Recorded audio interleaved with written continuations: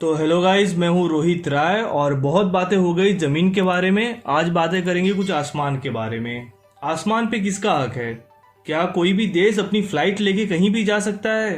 तो ये समझने के लिए आज बात करेंगे Paris Convention, Chicago Convention, open skies treaty, open sky agreement और एयर सर्विस एग्रीमेंट के बारे में।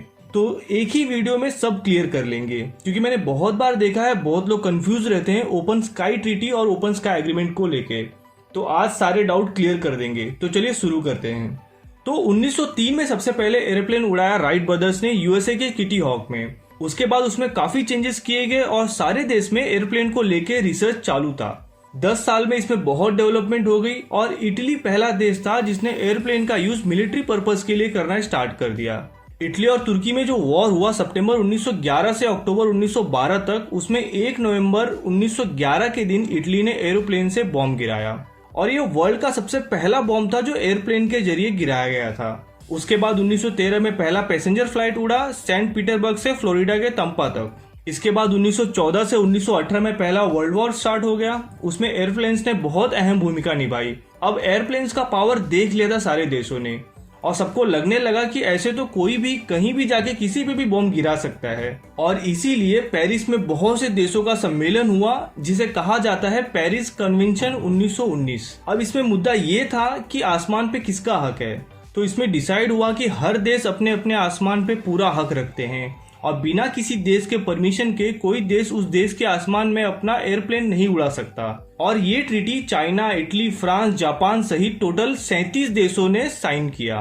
भारत इस कन्वेंशन का हिस्सा नहीं था। और इसी बीच वर्ल्ड वॉर 2 स्टार्ट हो गया था 1918 से 1939 में। अब वर्ल्ड वॉर 2 में भी प्लेन्स और डेवलप हो गए थे और एयरप्लेन ने और नुकसान पहुंचाया। उसके बाद वर्ल्ड वॉर 2 खत्म होने के बाद वापस सारे देश एक दूसरे से सामान वगैरह लेना स्टार्ट कर दिए और सबको यहाँ एयरप्लेन की अहमियत समझ आ गई थी। जहाँ जहाज या रोड से सामान ले जाने में एक देश से दूसरे देश में इतना समय लग रहा था, वहीं एयरप्लेन की मदद से बहुत कम समय में सामान एक जगह से दूसरी जगह ले जाया जा सकता था। लेकिन पेरिस कन्वेंशन की वजह से बहुत प्रॉब्लम हो रही थी एयरप्लेन के उड़ाने में। इसलिए 1944 में शिकागो में एक सम्मेलन बुलाई गई 1 नवंबर से 7 दिसंबर तक, और इसमें बात हुई कि किस तरह से एयरप्लेन उड़ाया जाए। तो यहाँ डिसाइड किया गया कि आसमान को फ्री कर दिया जाएगा। कोई भी देश किसी भी देश के ऊपर से पैसेंजर और कार्गो एयरप्लेन उड़ा सकता है, लेकिन बिना परमिशन वो एयरप्लेन किसी देश में उतारा नहीं जा सकता। और इस कन्वेंशन में aircraft registration, safety, air travel rules के बारे में भी बात हुई और भारत सहित 52 देशों ने ये डॉक्यूमेंट साइन किया। और 4 अप्रैल 1947 के दिन इंटरनेशनल सिविल एविएशन ऑर्गेनाइजेशन की स्थापना हुई और 2019 आते आते ऑलमोस्ट सारे देश मेंबर है ICAO के। अब एयरपोर्ट के code, aircraft registration, airline code, ये सब ICAO रिलीज करता है। अब मैंने आपको बताया कि शिकागो कन्वेंशन के तहत आसमान फ्री हो गया था, लेकिन अगर आपको किसी देश में अपनी फ्लाइट ले जानी है तो एयर सर्विस एग्रीमेंट साइन करना होता है, जिसमें दोनों देश ये मेंशन करते हैं कि आप कितनी फ्लाइट उड़ा सकते हो एक दूसरे के बीच में, फ्लाइट में कितने सीट होंगे और कहाँ फ्लाइट लैंड कर सकता है। तो ये सारी चीज लिखी होती है एग्रीमेंट में। तो भारत ने 109 देशों के साथ एयर सर्विस एग्रीमेंट साइन किया है। अब बात करते हैं ओपन स्काईज ट्रीटी के बारे में। तो वर्ल्ड वॉर 2 खत्म हो गया था 1939 में। उसके बाद 1947 से सोवियत यूनियन और यूनाइटेड स्टेट के बीच कोल्ड वॉर स्टार्ट हो गया था। कोल्ड वॉर मतलब यहाँ युद्ध नहीं हो रहा है, लेकिन दोनों देशों के बीच तनाव की स्थिति थी। 1953 में अमेरिका के राष्ट्रपति बने डिवाइड एइज़नहोवर। उन्हें लगता था कि मिसाइल के मुकाबले अमेरिका पीछे है सोवियत यूनियन से, और सोवियत यूनियन की शक्ति का अंदाजा लगाने के लिए अमेरिकन गवर्नमेंट ने डिसाइड किया कि U-2 स्पाई प्लेन भेजेंगे सोवियत यूनियन में। अब आपको बता दूं कि U-2 स्पाई प्लेन बहुत ऊंचाई पे उड़ते थे। इनके अंदर बहुत पावरफुल सेंसर लगे थे जो नीचे की पूरी तस्वीर और डेटा कलेक्ट कर लेते थे। तो अमेरिका ने भेज दिया U-2 को सोवियत यूनियन में, और जब U-2 उड़ा सोवियत यूनियन से तब सोवियत यूनियन ने देख लिया था U-2 प्लेन को, लेकिन उनके पास ऐसा कोई मिसाइल नहीं था जिससे इसे ब्लास्ट कर दिया जाए, इसलिए वो कुछ ना कर सके। लेकिन 1960 आते आते सोवियत यूनियन ने ऐसा मिसाइल डेवलप कर लिया था और 1 मई 1960 के दिन वापस अमेरिका का U-2 प्लेन फिर से आया सोवियत यूनियन में निगरानी के लिए। लेकिन इस बार सोवियत यूनियन ने इसे छोड़ा नहीं। सोवियत यूनियन ने U-2 प्लेन को ब्लास्ट कर दिया और पायलट फ्रांसिस गैरी को बंदी बना लिया।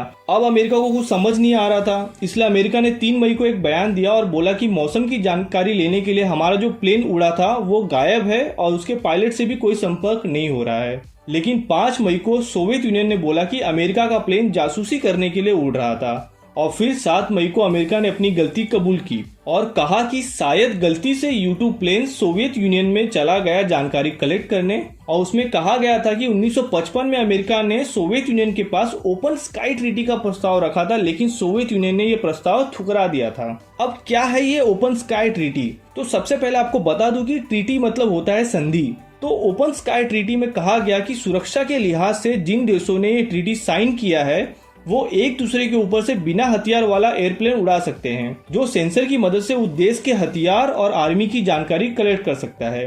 अब इसे मैं और इजी वे में समझाता हूँ। आपने मेरा 6 डे वॉर वाला वीडियो देखा होगा, जिसने नहीं देखा है ऊपर लिंक दिख रहा होगा, उसे क्लिक करके आप देख सकते हो। तो उसमें मैंने बताया था कि सोवियत यूनियन ने इजिप्ट को बोला था कि इजराइल उस पर हमला करने वाला है, जिसके वजह से इजिप्ट इजराइल पे हमला करने की तैयारी करने लगा था। तो ऐसी ही स्थिति के लिए बना गया था ये ओपन स्काई ट्रीटी। मतलब जब किसी देश को लगे कि शायद कोई दूसरा देश हमला करने वाला है या दो देशों में अविश्वास की स्थिति हो, तब एक देश दूसरे देश को 3 दिन पहले एक नोटिस देके अपना एयरप्लेन उड़ा सकता है उनके ऊपर से, जो सारे मिसाइल, हथियार और आर्मी की इंफॉर्मेशन कलेक्ट कर लेते हैं। तो अमेरिका ने कई बार सोवियत यूनियन को ओपन स्काई ट्रीटी के लिए प्रस्ताव रखा, लेकिन सोवियत यूनियन ने उसे एक्सेप्ट नहीं किया। और जब सोवियत यूनियन डिवाइड हो गया 15 देशों में, तब मार्च 1992 में रशिया ने ओपन स्काई ट्रीटी को साइन किया। लेकिन उसके बाद भी इस पे काफी बातें हुई और 10 साल बाद 1 जनवरी 2002 को ओपन स्काई ट्रीटी लागू हुआ। अमेरिका और रशिया समेत इसमें और 34 देश शामिल हुए, लेकिन भारत इस ट्रीटी का हिस्सा नहीं था। और 2002 से 2019 के बीच में इन 34 देशों ने एक दूसरे पे 1500 से ज्यादा सर्वे किए। मतलब कितने वॉर होने से बच गए। लेकिन 22 मई 2020 को अमेरिका ने नोटिस दिया कि वो इस ओपन स्काई ट्रीटी से अलग हो रहा है और 6 महीने बाद वो आधिकारिक तौर से इस ट्रीटी से अलग हो जाएगा। अब अमेरिका क्यों निकल रहा है बाहर इस ट्रीटी से? तो अमेरिका का बोलना है कि रशिया ने चीटिंग किया है। रशिया ने अपने कुछ इलाकों का सर्वे करने से हमेशा रोका है। और दूसरा रीजन ये दिया कि जो एयरप्लेन द्वारा सर्वे किया जाता है उससे जो डेटा कलेक्ट किया जाता है वो तो अमेरिका के पावरफुल सैटेलाइट द्वारा भी किया जा सकता है।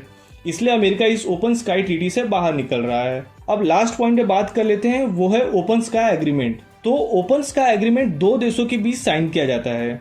ओपन स्काई एग्रीमेंट के तहत दोनों देश सेलेक्टेड सिटीज के लिए अनलिमिटेड पैसेंजर और कार्गो फ्लाइट उड़ा सकते हैं। अब जैसे मैंने आपको बताया था कि अगर 2 देशों को अपने फ्लाइट उड़ाने हैं एक दूसरे के बीच, तो एयर सर्विस एग्रीमेंट साइन करते हैं। और एयर सर्विस एग्रीमेंट में कितने फ्लाइट उड़ेगी, कितने सीट होंगे, ये सब पे लिमिट होती है। लेकिन ओपन स्काई एग्रीमेंट में दोनों देश ज्यादा फ्लाइट उड़ा सकते हैं। अभी रिसेंटली यूनाइटेड अरब एमिरेट्स ने इंटरेस्ट दिखाया है भारत के साथ ओपन स्काई एग्रीमेंट करने के लिए। भारत ने already Greece, Jamaica, Finland, USA और जापान जैसे बहुत से देशों के साथ ओपन स्काई एग्रीमेंट साइन किया है। तो आई होप गाइज आपको ये सारे हवाई कन्वेंशन और एग्रीमेंट समझ आ गए होंगे। तो अभी के लिए बस इतना ही। आपसे लेता हूँ विदा। धन्यवाद।